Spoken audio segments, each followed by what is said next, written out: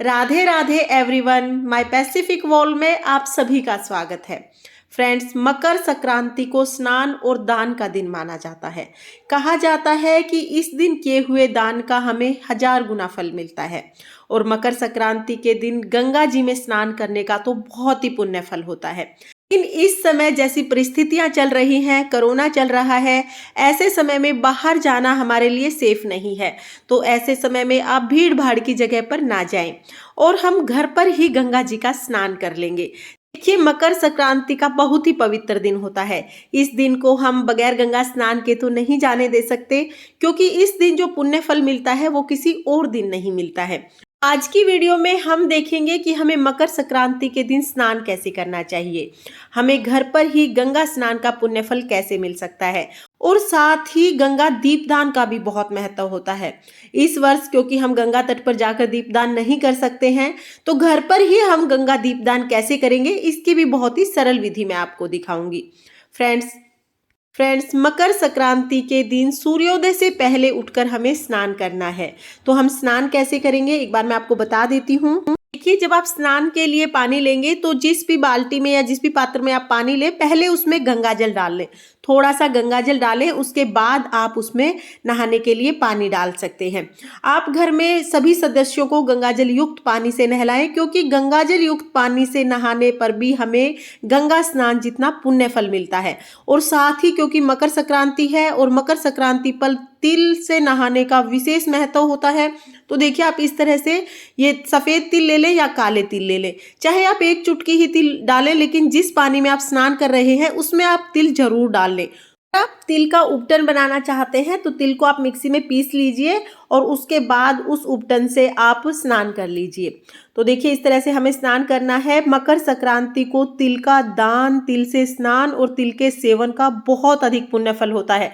तिल का इस्तेमाल आप जरूर करें इस दिन। और देखिए, उसके बाद हम घर पर किसी भी जगह पर अपने चौक में या मंदिर के सामने कहीं पर भी हम इस तरह से चौक बना लेंगे और उस पर हम स्वास्तिक का चिन्ह बना लेंगे।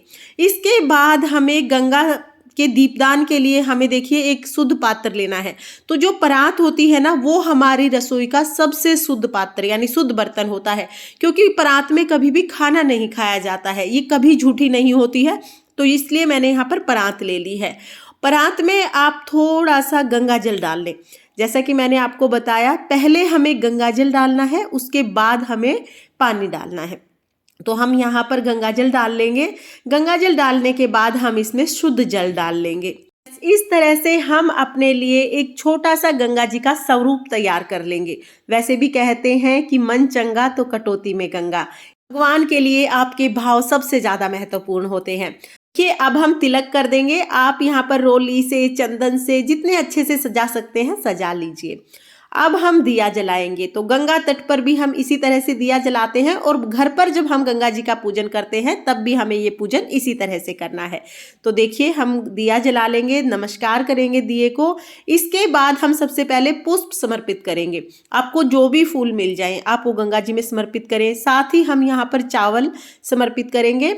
चावल के बाद देखिए, जैसा कि मैंने आपको बताया, मकर संक्रांति पर तिल दान का विशेष महत्व है, तो तिल हमें जरूर समर्पित करने हैं। और जब भी हम गंगा जी जाते हैं, चाहे आप गंगा का घर पर ही पूजन करें या बाहर गंगा तट पर जाकर पूजन करें, हमें जो जरूर डालने होते हैं। देखिए, वैसे भी जब भी कोई अच्छा कार्य होता है, जब भी कोई शुभ कार्य होता है, तो हम कहते हैं कि गंगा जी में जो बोए थे इसलिए ये कार्य हुआ है। तो हमें गंगा जी में जो जरूर समर्पित करने हैं। उसके साथ ही आप मीठे के लिए यहाँ पर गुड़ समर्पित करें। मकर संक्रांति पर गुड़ का भोग विशेष महत्वपूर्ण होता है। और देखिए, आप तिल से बनी मिठाई का भोग भी समर्पित कर सकते हैं। तो यहाँ पर हम भोग समर्पित कर देंगे। इसके साथ ही हमें दीपदान करना है। तो देखिए, दीपदान के लिए मैंने यहाँ पर पीपल के पत्ते लिए हैं। आप कोई भी शुभ वृक्ष के पत्ते ले लें। उस पर हम एक घी से में डूबी हुई बाती रख देंगे। पहले ही आप डुबा के रख लें बाती घी में। उसके बाद हम जो हमने पत्ता लिया है उसको तिलक करेंगे। तिलक करने के बाद हम थोड़े से सफ़ेद तिल या काले तिल, जैसे भी आपको मिल जाए, हम तिल समर्पित करेंगे। उसके साथ ही भोग स्वरूप जो हमने गुड़ लिया है, इसमें से हम थोड़ा सा गुड़ समर्पित करेंगे और इस तरह से हमारा दिया तैयार हो जाएगा। आप किसी भी पत्ते पर, कोई जैसे केले का पत्ता होता है, आम का पत्ता होता है, अशोका का पत्ता होता है, जो भी शुभ वृक्ष होते हैं उनके पत्तों पर आप ये दिए बना सकते हैं। जितने भी आपको दीपदान करने हैं आप उतने दिए बना लीजिए। सारे दिए जलाकर देखिए, आपको दिख रहा होगा कि मैंने एक जगह पर 5 दिए बना लिए हैं। इसके बाद हम इन सब दियों को जला लेंगे और उसके बाद हम दीपदान करेंगे। देखिए, जब आप गंगा तट पर भी दीपदान करते हैं ना, तो वहाँ पर भी इसी तरह से दीपदान किया जाता है। वहाँ पर आपको एक बने बनाए मिल जाएंगे ये दिए। तो देखिए, दिए बनाने के बाद आप इनको मिनस लें और उसके बाद हमें ये दीपदान करना होता है। आप गंगा जी के तट पर जाते हैं तो पत्ते से बनी हुई जो कटोरी होती है ना, उनमें भी ये दिए बनाकर दीपदान कर सकते हैं। इसके बाद देखिए, हमें दिए लेने हैं और गंगा जी में इस तरह से छोड़ देने हैं। देखिए, आपको हाथ से दियों को तैराना जरूर है, जैसे हम गंगा जी के पानी में तैराते हैं। तो इसी तरह से देखिए, बिल्कुल गंगा का स्वरूप मानकर हमें ये दीपदान करना होता है। साथ ही जो भी ऋतु फल आप गंगा जी को समर्पित करना चाहते हैं वो कर दीजिए। साथ ही देखिए, जब भी हम गंगा स्नान करते हैं तो वहाँ पर हम दान जरूर करके आते हैं। तो गंगा जी को हमें वस्त्र का दान जरूर करना है। आप गंगा जी को वस्त्र स्वरूप साड़ी समर्पित कर सकते हैं। साथ ही मैंने यहाँ पर श्रृंगार का सामान समर्पित किया है। साथ ही मैंने दक्षिणा रखी है। इसके बाद देखिए, हम हाथ में तिल और फूल लेकर गंगा जी की कथा सुनेंगे। कथा सुनने के बाद हम जो हमने हाथ में फूल और तिल लिए हैं ये गंगा जी में समर्पित कर देंगे। गंगा जमुना की कथा आपको मेरे चैनल पर मिल जाएगी, आप वहां से देख सकते हैं। कथा सुनने के बाद हम गंगा जी की आरती करेंगे। तो देखिए, इस तरह से हम गंगा जी की आरती कर लेंगे। अगर आपको आरती आती है तो आप आरती गा लीजिए, नहीं तो अगर आप 5 बार इस तरह से आरती घुमाएंगे तब भी हमारी आरती संपूर्ण मानी जाती है। उसके बाद जब आप पूजा कर लेंगे तो जो ये सामान है ये आप अगर किसी गरीब को दान देना चाहते हैं तो गरीब को दान दे सकते हैं, मंदिर में पहुंचाना चाहते हैं तो मंदिर में पहुंचा सकते हैं। ये साड़ी आप अपनी सासू जी को भी दे सकते हैं या अपनी ननद को, जिठानी को, जो भी आपके बड़े रिश्ते हैं उनको भी आप ये साड़ी दे सकते हैं। इस तरह से हमें गंगा दीपदान करना होता है। जब भी आप किसी पवित्र नदी पर जाते हैं तब हम इसी तरह से दीपदान और पूजन करते हैं। और अगर आप घर पर पूजन कर रहे हैं तो भी हमें ये पूजन इसी तरह से करना होता है।